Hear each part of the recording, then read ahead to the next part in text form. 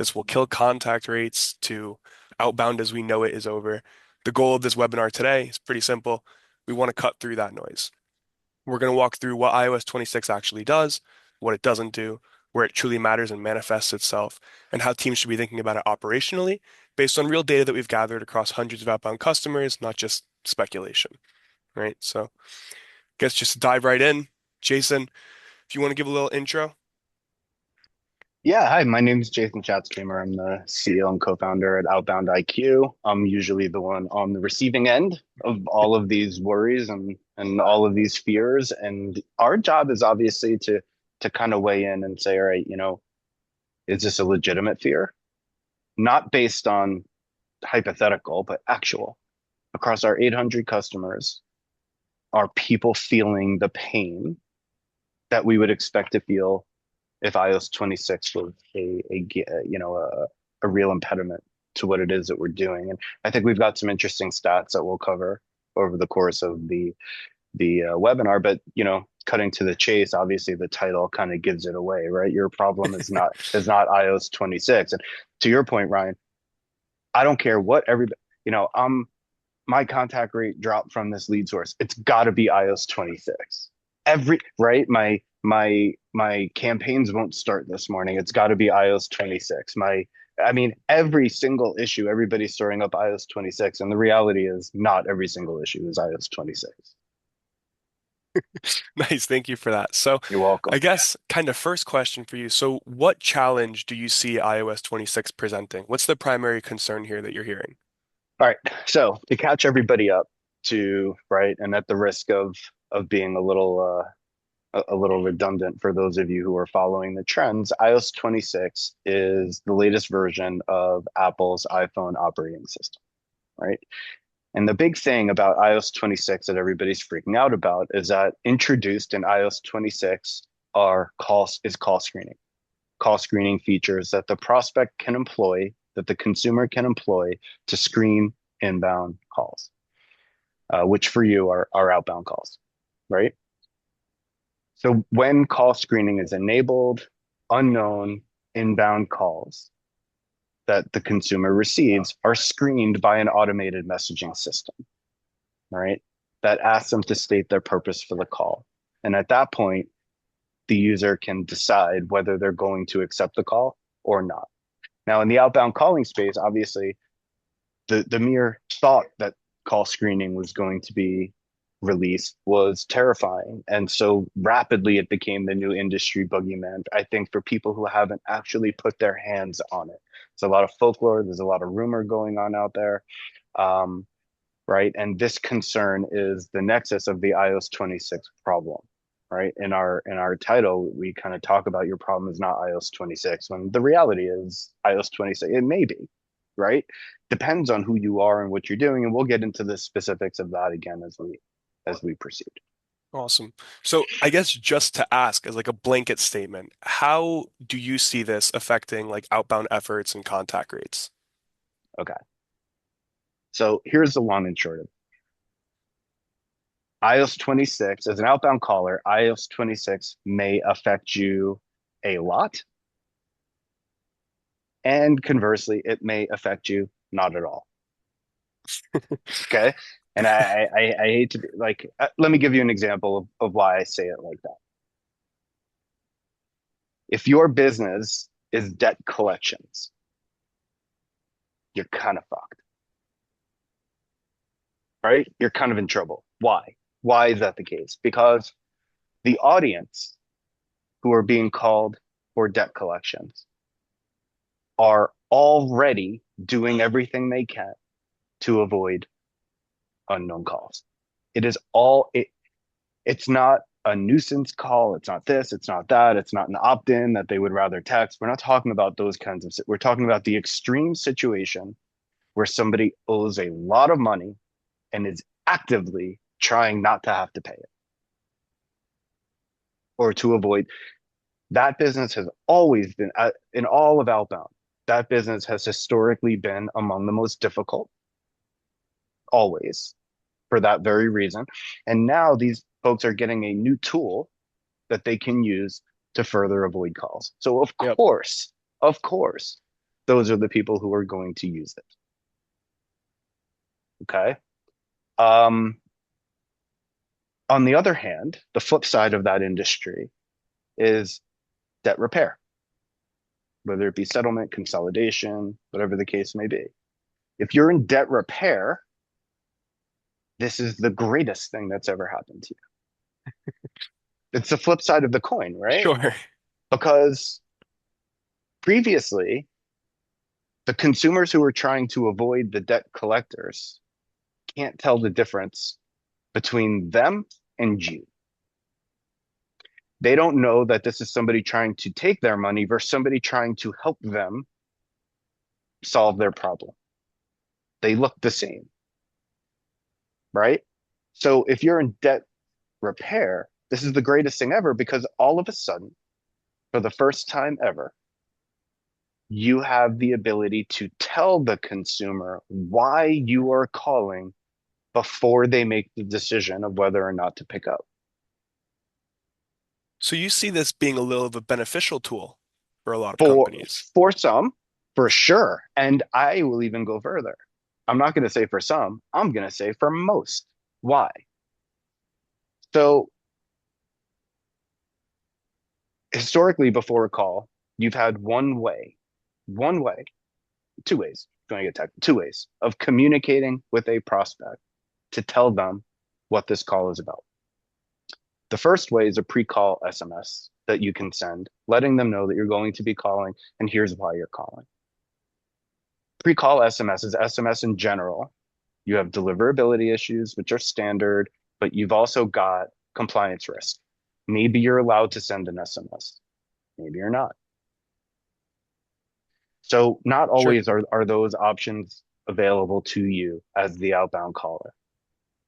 You also had caller ID, but you're limited to 14 characters, which has to be correct. If your name's longer than 14 characters, you find yourself abbreviating, and it is an expensive option and not a guarantee.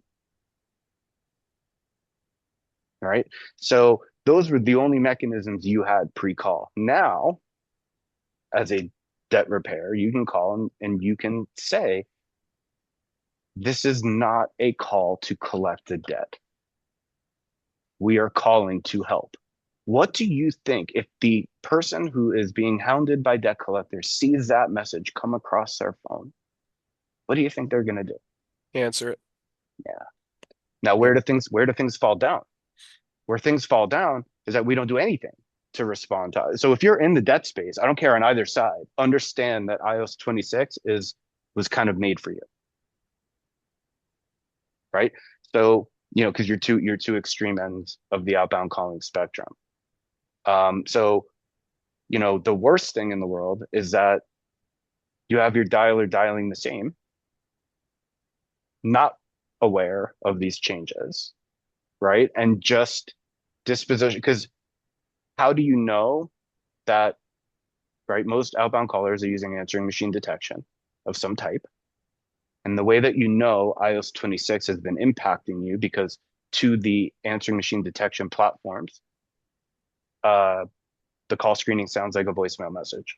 So if you see a giant spike in system detected answering machines, maybe your issue is iOS 26.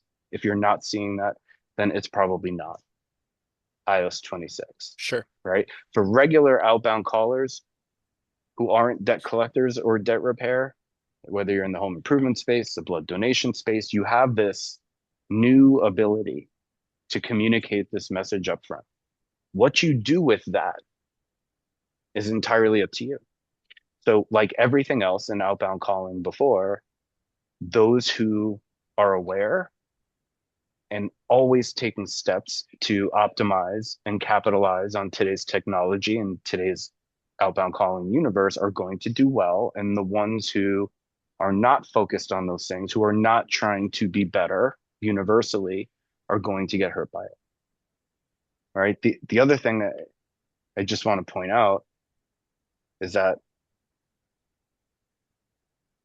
call screening has been out there for years on Android. It's already been out there for years on Android. So you already know. across your consumer base of Android devices what the impact of that is. And it's very, very small. Why that is, we'll get into. We'll get into soon. I have a question for you, Jay. You have iOS 26, yes? Yes. What's your personal take on call screening? Do you have it enabled? No. I obviously enabled it for testing, but this is kind of the beauty of call screening and all of these other features that are designed to keep things out is that they have this unintended consequence of keeping everything out. Yep. And that's not what people are trying to do. Yep. So here's what we know. We know that when the iPhone when iOS 26 is upgraded on people's phones, these features are not immediately enabled. The user has to go in and manually enable them. Correct. Most won't. All right. That's just the way people are. Most won't. They don't do it on Android. They're not going to do it on iPhone. Most are not even in those settings. Some will not even upgrade. Sure. Just who they are. Right. So that's number one. When they do enable it, they find very quickly that it doesn't just block a mortgage company from calling them, right? It's also blocking their kids' teachers, potential customers. Sure. It's blocking neighbors. It's blocking other things that they did not intend to block. So to get around that, they're constantly having to manipulate their contacts, having to deal with additional communications. Very quickly, it kind of runs its course. The reality is, of the phone calls that a consumer gets over the course of the day, the number that come from outbound callers typically is a very small percent of them, Sure. typically. All right. So I don't imagine that adoption is going to be as great as we think across regular folks. And that brings us to the second takeaway, which is that thankfully, most outbound programs, most of our outbound calls are not for debt collection. We're not debt collectors. We're not calling the audience that is absolutely going to jump on these features and immediately deploy these features. It just doesn't come up in most people's everyday. Sure.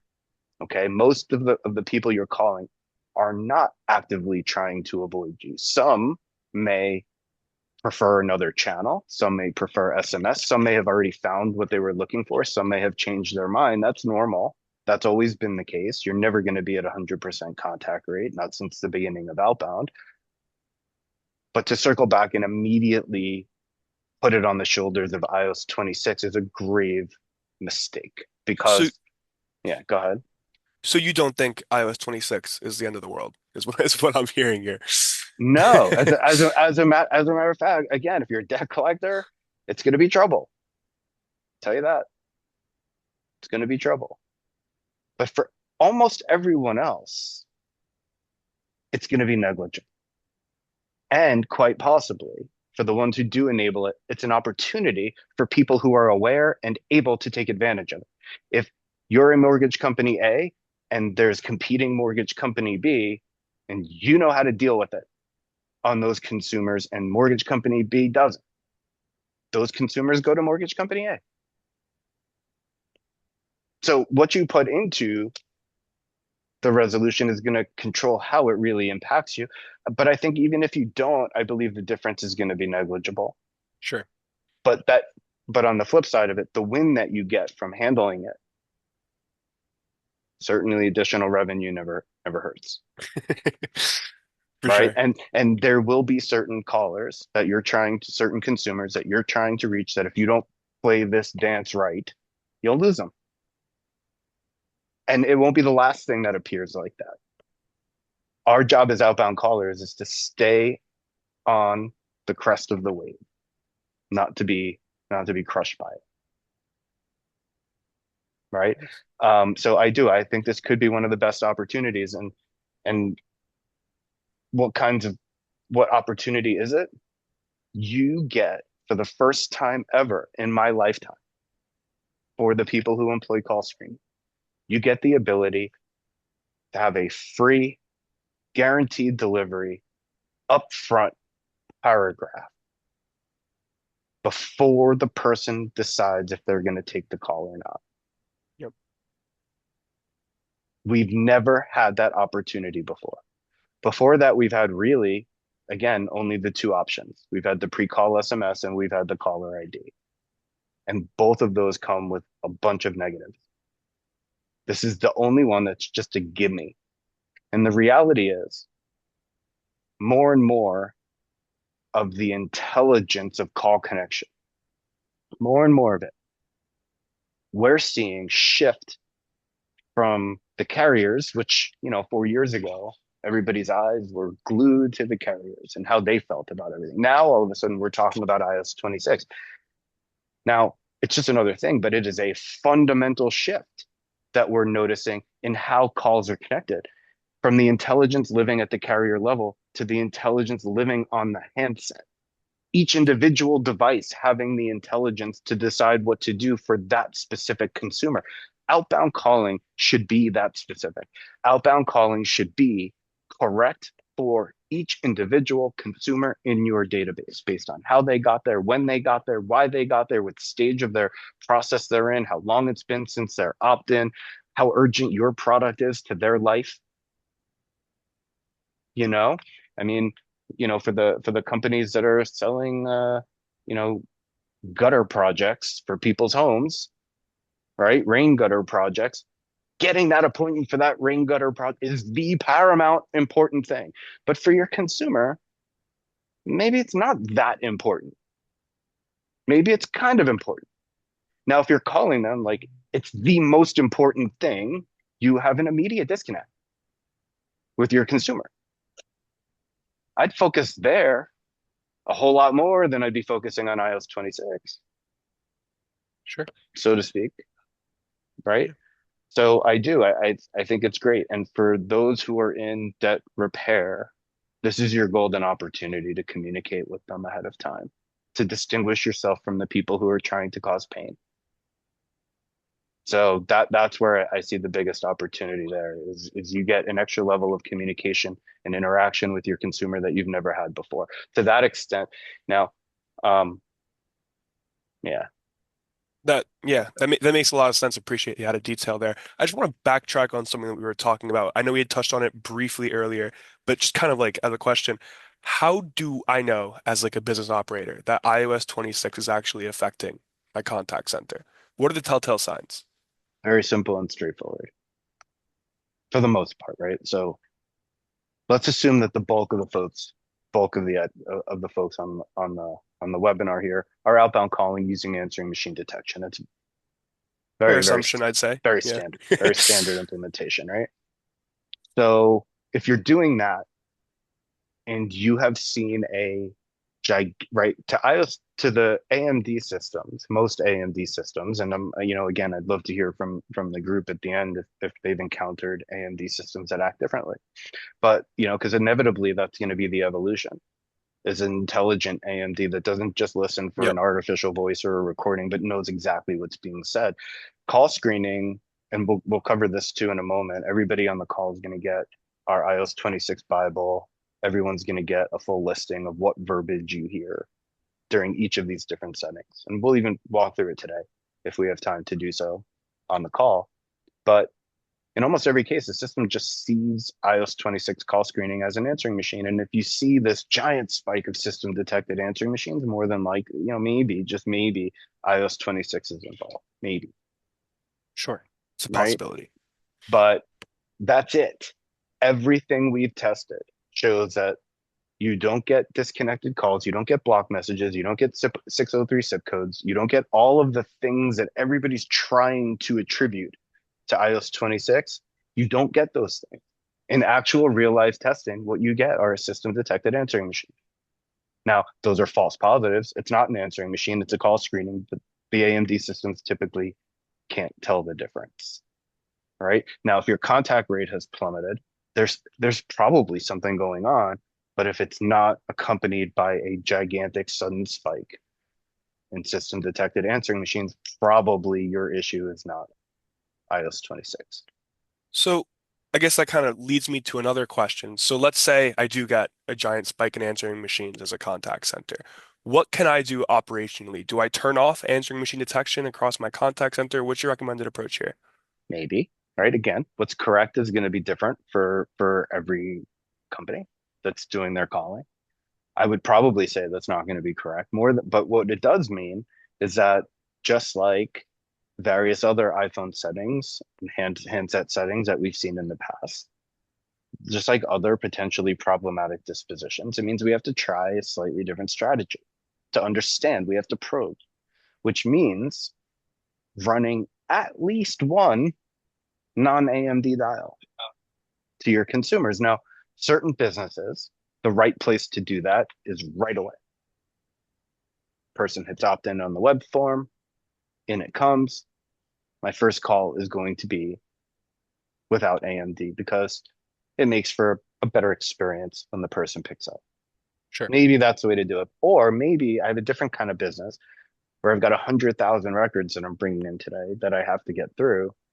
You can't really do that with 100,000 records. So maybe the third dial, the third attempt is a non-AMD.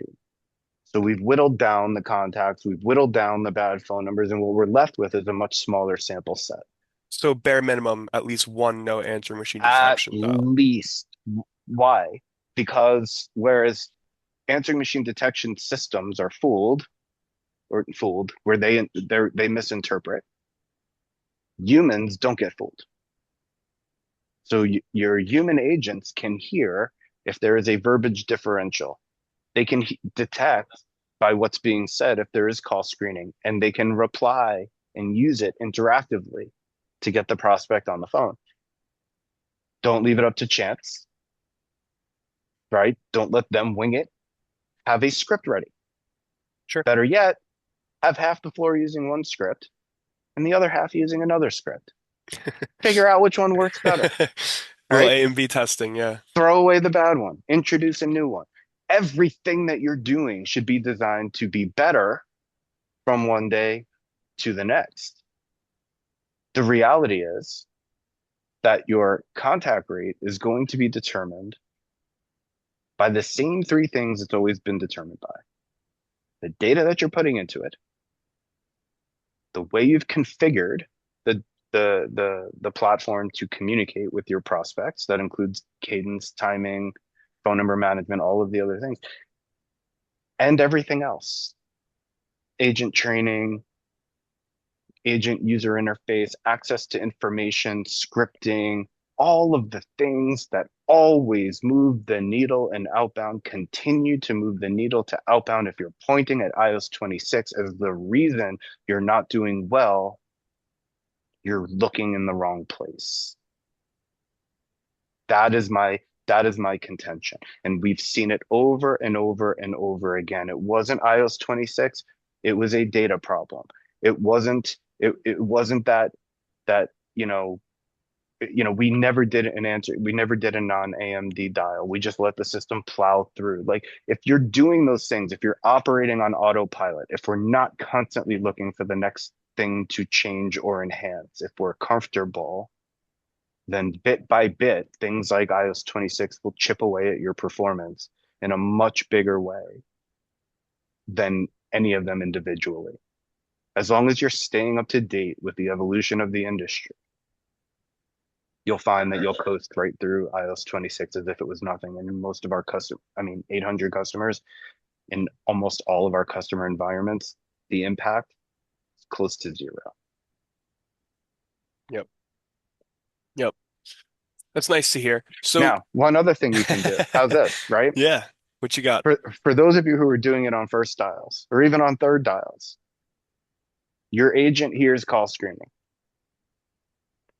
We've implemented solutions for customers where they can go ahead and their agents can indicate on the record when they heard call screening employed. So I've learned something here. I've Sure. learned that this consumer on the other end uses call screening.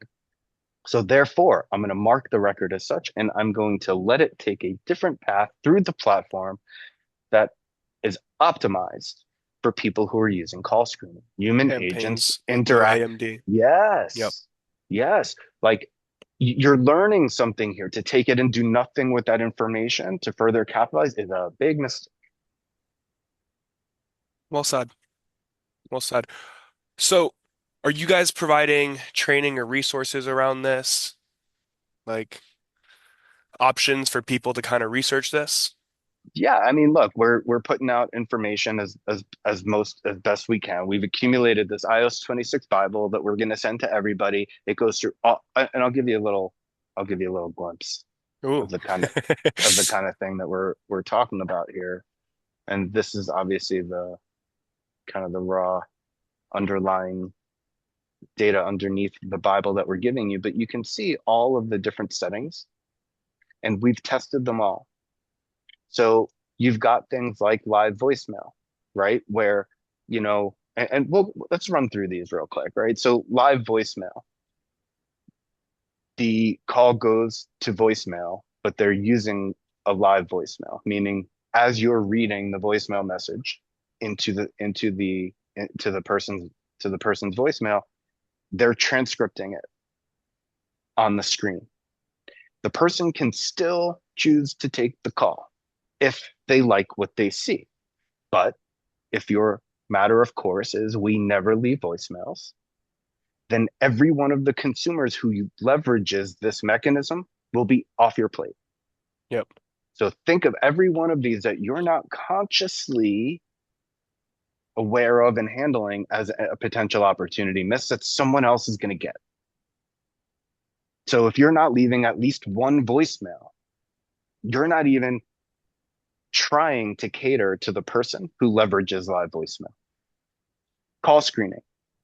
There's two different kinds of call screenings that iOS 26 brings. These are the big ones, right?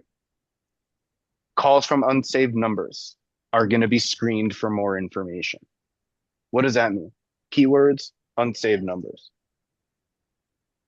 So a one of your processes internally, knowing that contacts saved in a phone behave differently in terms of spam, connectivity, blocking, uh, all of those things.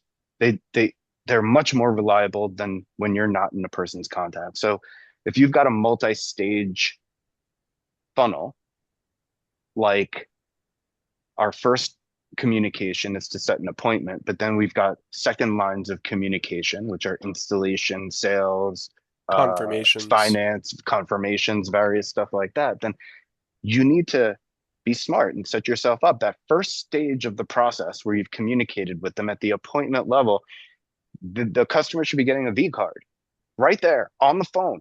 Here is the here's a contact. Please add this to your contacts database. Nice. In there are all the phone numbers you're going to use going forward to communicate with them, from confirmations, from finance, from installation.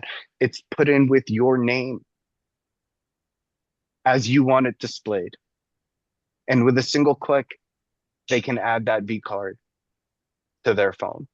If you can get that to happen, the impact that you make to the downstream activities is huge. All of a sudden, the contact rates in those functional areas of your company skyrocket, all because of a small step you made in the beginning of the process, right? Call screening, right? And there's two ways of doing it. One, it'll ask you the reason for calling. That's the pleasant one. That's the opportunity one. That's the one where your agent gets to leave the A/B messages and gets to explain. Then there's the other one where it just silences the unsaved numbers. There, again, if you're not leaving a voicemail, they're probably not even going to see your call. Probably. All right. Now these two are distinguishable because there's actually differences in the verbiage that you hear. Again, you don't have to scramble to copy any of this down. You're all going to get all of this information following the end. So, you know, then there's call filtering, which I haven't read because to me this is the most dangerous one, right? This is all unknown callers. Yeah. All callers are just immediately silenced and forwarded to voicemail. Now, again, those are going to be off the plate. But if mortgage company A is doing nothing with those and mortgage company B is leaving a voicemail for them to call back into, Mortgage company B will win. If there's any relevance to the prospect. If there's no relevance to the prospect, neither of you is going to win anyway, right? Call filtering spam. This one really only filters calls that come in identified as spam on the network. Obviously, your challenge there is simply to make sure as best you can that your numbers aren't showing up as spam. And that's a whole other conversation for a whole other webinar, right? Call blocking. So they have the ability to block calls. Okay.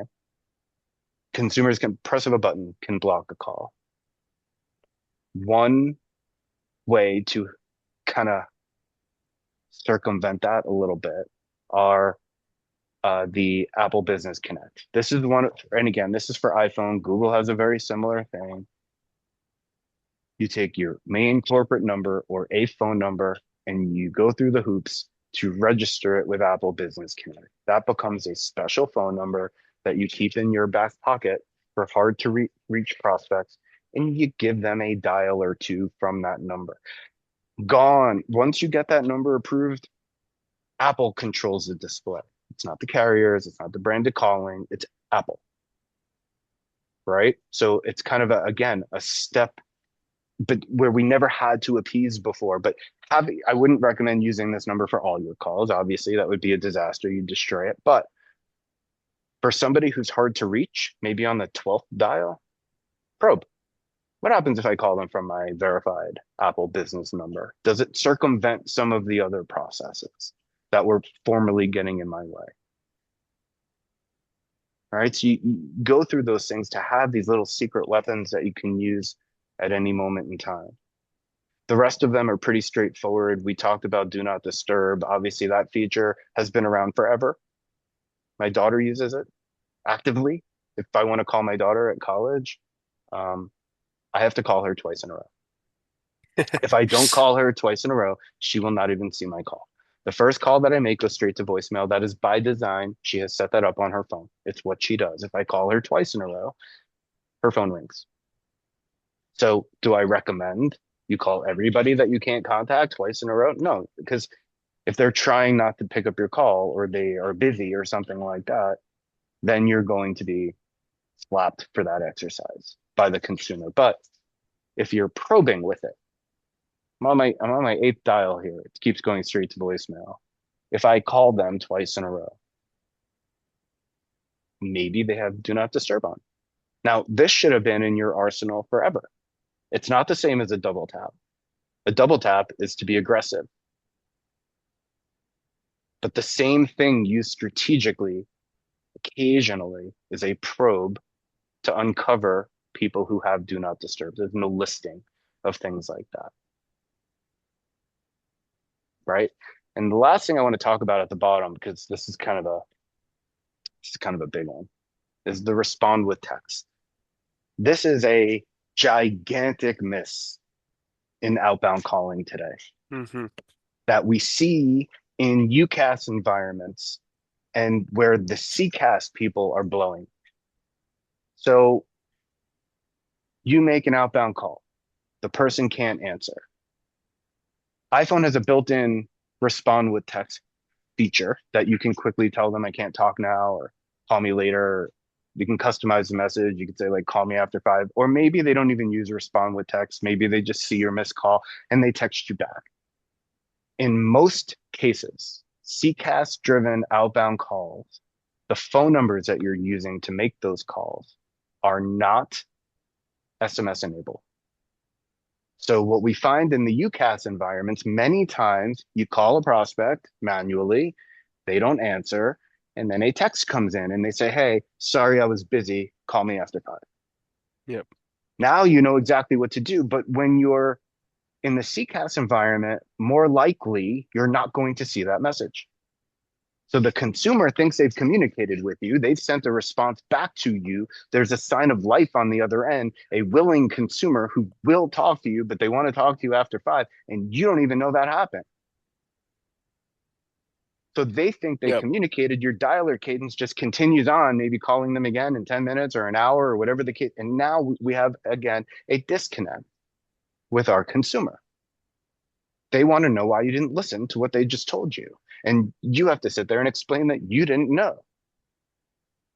My take is, and we've been kind of exploring this with some of the dialer platforms, is what a game changer it would be if all of a sudden you can hear these responses because they're coming, you're just not hearing them.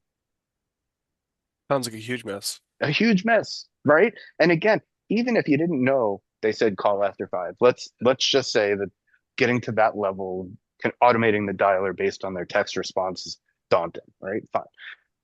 At the very least, you know you received one, which means this is not just another call into a void. Yep. It's not just another answering machine. It's just not just another no answer. It's not just another non-contact. There's someone there who actively responded. Just knowing that about that prospect, about that consumer, can be a game changer in Yeah. outbound calling. It's huge. Yeah. Huge. So anyway, Thank you. And again, just as a reminder, everybody who's participating and watching this, you guys will get your own copy of the iOS 26 guide kind of as we close this out. We have a couple more things to finish on in terms of like screen recordings and videos. and then I want questions. Yeah. Anything that you guys have. Really quickly before we do the questions, Jay, I just kind of want to circle back and get like a conclusion here. So, what are your key takeaways from all of this? Just like something that people can leave with in their minds. So here are my key takeaways. Number one, across our 800 customers, iOS 26 absolutely positively does not appear to be the death blow to outbound calling, Yep. period. Number two, the things that govern the contact rates for all of them are the same things that we've been focused on for years, decades in outbound calling. That is your data and the data quality. Number one determinant of contact rate. Number one, right? There's new data and old data, expensive data and cheap data, high intent and low intent, relevant and non-relevant, right? Old and new. You got a million different types of data. Understand that each one is going to come with its own inherent contactability, right? Data. Further after that comes the configuration of your dialer platform itself or your communications platform itself, not necessarily a dialer, but you know, am I correct? Am I servicing the customer the way they expect to be serviced? Am I meeting them at the times they expect to be met in the ways that they prefer to be met? How much effort am I putting into doing that? That's going to be the number two determinant of your contact rate and your success. Awesome. And number three is going to be the everything else. Once that call is connected and I've met them where they need to be, am I communicating properly, professionally? Are my agents on point? Are we giving them the information that they need to have effective communications? Are they trained right? Are they in their seats when they're supposed to be there? Are my technical systems working well? Are we identifying problems as they're happening, or do we go 3 weeks without it? Like, again, these things are nothing new and they have nothing to do with iOS or Android. So if we're the big takeaway, the third thing is that, whereas AMD and automated systems can get fooled by features like iOS 26, humans are special. They Yep. can figure it out and they can deal with it. You just have to set the stage for them to be able to do so. And never allowing any calls to happen without AMD is guaranteeing that they're never going to be able to do better at those particular types of problem consumers. Yep. All right. Just as a heads up, we do have about 5 minutes left officially in the webinar. And so I kind of want to open the floor to you guys, all the participants, to go ahead and ask some questions, right? Ideally, we're going to go ahead and answer them and get you guys some responses. So feel free to start submitting those in the chat. So there is one that came in earlier from Jason Marquis when we were on a different subject. Yep. And I think, Jason, I'm just going to go ahead and unmute you. If you're still on with us, I'm just going to allow you to talk so that you can clarify the nature of that question. Yeah, thanks, Sandy. Can you hear me? Yeah, sure can. Hey, long time no see. So I was curious. You grabbed my attention when you were talking about the V card And Jason, how does that work? Is that something that we can program in with Yeah, Outpost or Outpulse or and that type of thing? I have two questions for you. That was one, and the second one was just a quick. So you mentioned Apple Business Connect and its competitor on the Google side. I'd love to know what it's called so I can jot it down and look into it. absolutely. I'll get that. I'll make sure to get that out. I don't know the Google one, but I think it's verified by Google, something like that. There is a Google one too. And Okay. the reality is, as you start finding things like that, the more places you can find like that, the more special numbers you could be setting up as secret weapons that you keep in your back pocket, the more likely you're going to be able to get the trouble ones. And the difference in versus mortgage company A and mortgage company B at the end of the day is who does better with the hard ones. Everybody can get the easy one. That doesn't take much. It's who does better with the hard one. Right. As for a V card, um, right, that it's almost like sharing a contact. No different than that from phones, but generating the V card could be a little tricky. So here's my commitment to the group on the phone is before the end of the month, we will have up on our public website for free a utility to create your own V cards. I'm going to put that up and you'll be able to download it and you'll be able to send it at will, whether it be from your SMS platform or from a mobile phone that's sitting on your desk or from your Salesforce. Yep. If it can act right, whatever the case may be, we're going to give you the fundamentals to build that V card, customize that V card, and make it look the way you want so that you could then start to use it within your system. We'll take that mystery out. That's one of the beauties of being a programmer. We can do something like that for everybody. And we'll Beautiful as definitely, always, Jason. Beautiful as always, my friend. Thank you. my pleasure. My pleasure. All right. We got any other questions in the chat? Nope, I don't see anything else. Thanks, guys. No, what's going to happen is everybody's going to call my cell phone and ask me, Yeah, and that's right. fine. That's fine. I'm okay with that. Ask away. All right. Well, we are going to continue sharing updates, findings, any real world examples that we find on our LinkedIn page. So be sure to follow us there if you guys want to see some ongoing insights. If this at all, this webinar was helpful, feel free to share it with your colleagues in their network so they're not learning about iOS 26 the hard way, right?